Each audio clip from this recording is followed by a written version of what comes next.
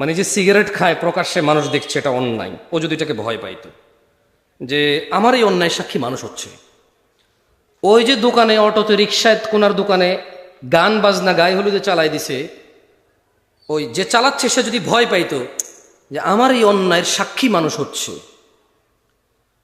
ওই যে মেয়েটা বোরখা ছাড়া হাঁটছে, ও যদি ভয় পাইতো যে আমাকে সবাই দেখছে, আমার অন্যায় সবাই সাক্ষী হচ্ছে। ওই যে ছেলেটা জনসম্মুখে মেয়েটার দিকে এভাবে তাকিয়ে আজে বাজে কথা বলতেছে বন্ধু বন্ধু, ওর বন্ধু যেটা শুনছে, ওর বন্ধু যেটা সাক্ষী হচ্ছে, যদি ও এটাকে ভয় পাইতো, মানে আল্লাহর ভীতি অবলম্বন করতো, আল্লাহ বলছে যে লাফাতাহনা আলাইহিম বারাকাতিম মিনাস সামা, যদি জনবসতির লোকগুলা